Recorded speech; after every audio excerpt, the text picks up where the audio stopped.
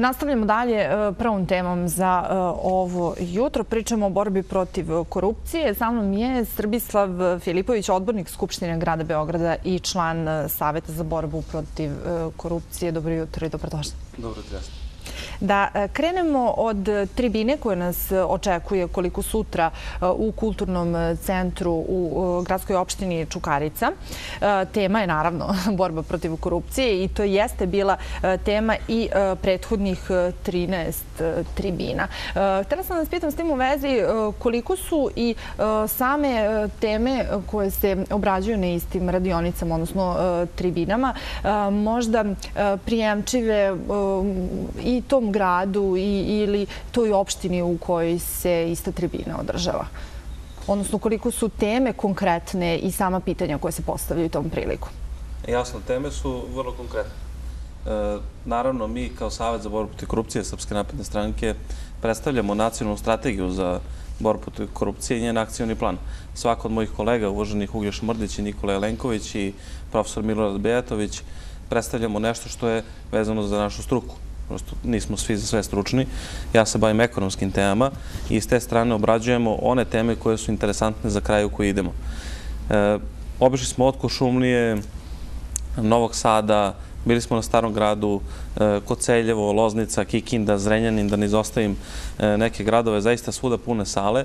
Svuda ljudi imaju vrlo konkretna pitanja vezana za njihov grad, za njihovu opštinu, za njihove mesne zajednice, konkretne probleme javnih preduzeća, funkcionisanja opštinskih uprava, gradskih uprava, pa čak ima tu i nekih republičkih tema. Mnogo toga u Srbiji nije funkcionisalo prethodnih 12 godina, 14 godina, usuđujem se da kažem možda i 20-30 godina.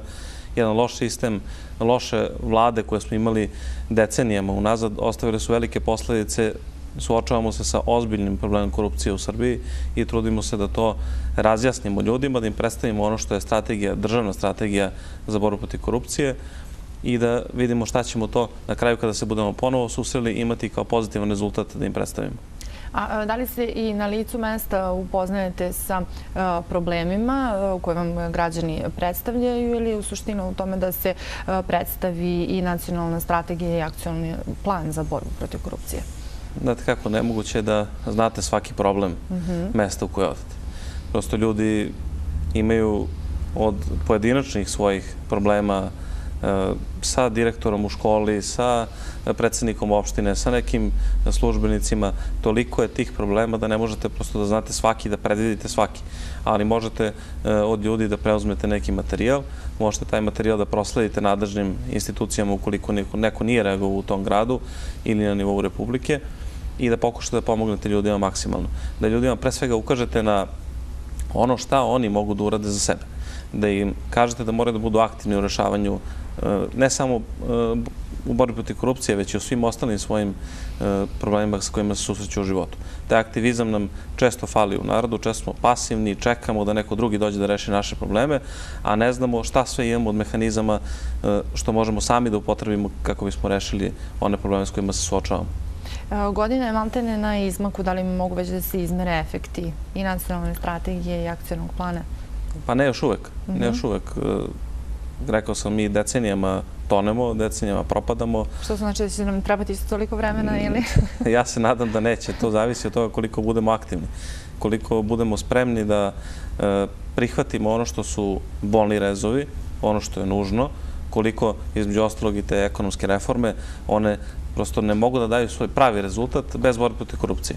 Ako se ne otarasimo korupcije i kriminala, ako ne stavimo tačku jednom na to, nećemo moći ni da pokrenemo Srbiju, da otvorimo radna mesta, da privučemo investitora, nećemo moći ništa promeniti u našem društvu. Ukoliko budemo svi zajedno shvatili koliko je to zapravo temelj napretka Srbije, da se izborimo protiv te, rekao bih, možda najveće bolesti savremenog društva kao što je korupcija, da to nije nešto što je normalno, da kad odete kod lekara, da kad odete na roditeljski sastanak, da kad odete u opštinu kod službenika ne morate da odnesete 100 evra, nego da odnesete onu papirologiju koja vam se traži, da odnesete zdravstvenu knjižicu ako je overena. To je ono što su prave stvari. To je onaj najniži nivo korupcije. Imate sad onaj više nivo političke korupcije zbog koga smo i došli ovde gde smo sad. Ali dobro, ovaj najniži nivo korupcije, kako ste ga nazvali, je deo naše svakodnevice. Da li se slažete sa tim, čak i da je postao deo kulturnog miljeja Srbije? moramo da ga izbacimo odatle. Kao i sve što nije dobro kod nas, moramo da te loše navike, ono što se uvuklo, da kažem, u naše biće, moramo da se odreknemo toga. Ako imate neku lošu naviku, a sad je dobra prilika, veliki je post, oni koji imaju problem eventualno sa viškom kilograma, prilika da možda izgube nešto, da te neke loše navike koje su tu stekli, da isprave kroz veliki post.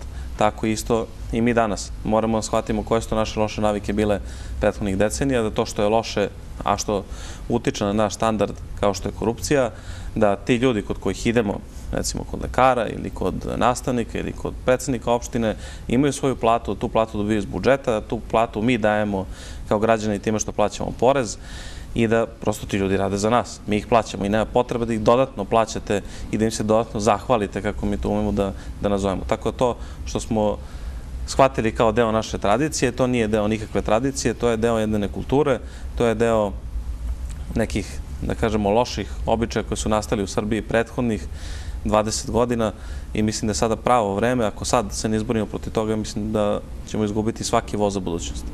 Morala bih samo da, ne bih se zapravo složila sa vama da se posti samo zbog gubitka viška kilograma. Ne, naravno ne. Ali dobro, to je neka druga tema. Sledeća tribina nakon opštine Čukarica bit će te?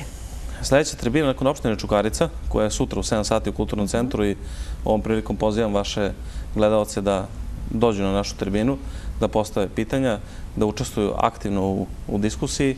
Sledeća tribina je u Raškoj u petak. Mi idemo dalje.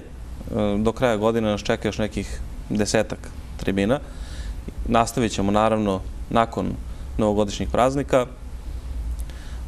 Potrudit ćemo se da obiđemo sve gradove u Srbiji, da razgovaramo sa ljudima što više, da čujemo ljude, da saslušamo, da pokušamo da rešimo što više problema, da pre svega ljudima ukažemo, ne možete vi da rešite kada odete ljudima sve probleme. A ljudi to nekako mi se čini da očekuju da im rešite sve što oni kad dođu tu na tribinu ili posle postavljaju pitanja, rešite mi ovo, rešite mi ono. Ljudima ukazujete na one mogućnosti koje im sistem danas pruža, koje nisu imali možda ranije.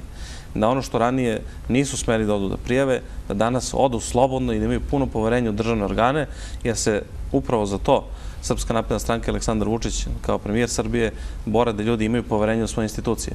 I mislim da kud i kamo se to poverenje u prethodnih 2 godine, a naročito od marta meseca ove godine, nakon završetka izbora, to poverenje vraća u naš narod.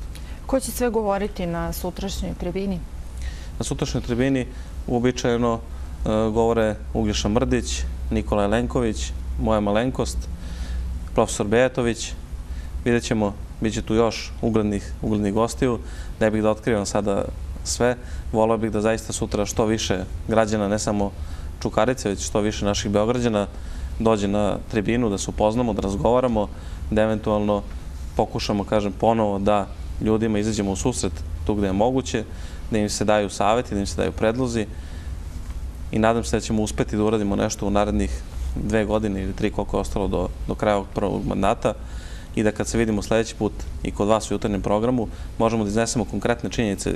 Još ću dodati ovo, vi ste me pitali kako utiče to sve na ekonomiju, na standard građana.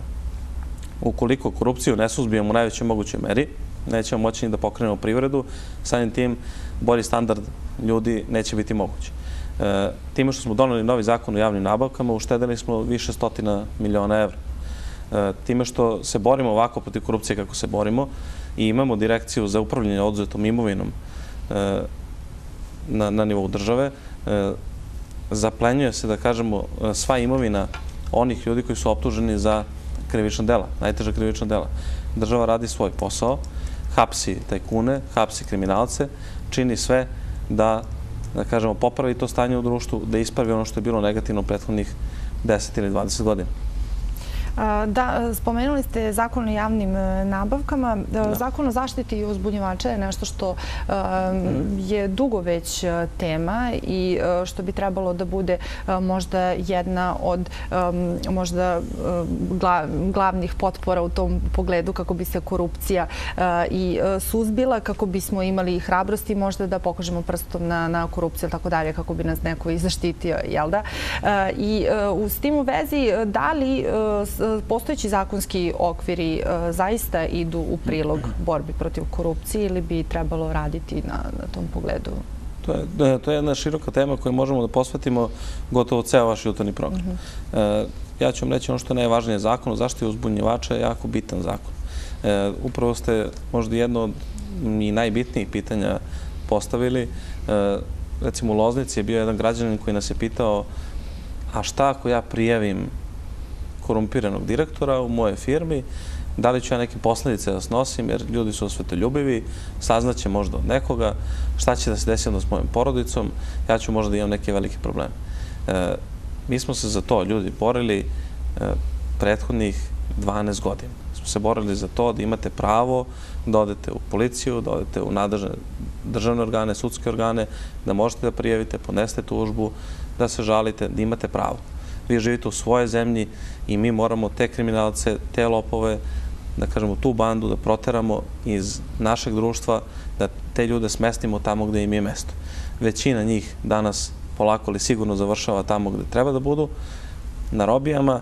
Očekujemo da će i nadležni sudski organi odraditi svoj posao do kraja i da će ljudi biti zadovoljni. Ja sam s onim što smo do sada postigli, a s obzirom kako smo situaciju zatekli kada smo došli na vlast pre 2 godine i potvrdili to na martovskim izborima, zadovoljan kako idu stvari. Ali je potrebno ljudima da se pojasni još mnogo toga, potrebno da im se kaže i to ljudi postavljaju pitanje i ono što oni najviše žele to je da vide da ta imovina ljudi koji su se ogrešili i koji su na nepravedan način, na nemoralan način stekli svoje bogatstvo, žele da tu imovinu država oduzme od tih ljudi. I nisu dovoljno obavešteni da država to i čini. I upravo zato i postoji direkcija za upravljanje oduzetom imovinom i mnogo toga je oduzeto i od Šarića i oduzima se i dalje i ide se ka tome da Srbija postane zaista sigurna država, sigurna za pre svega njene građane, za oni koji u njoj žive, žele da ulažu i da ostanu i ostvaruju porodice u njoj. Uveren sam da ćemo mi u tome uspeti. I za sve one koji žele da čuju priču o korupciji, trebalo bi da budu sutra u Kulturnom centru Čukarica u 19 časova. Tako je. Hvala najlepše na ovom vremenu.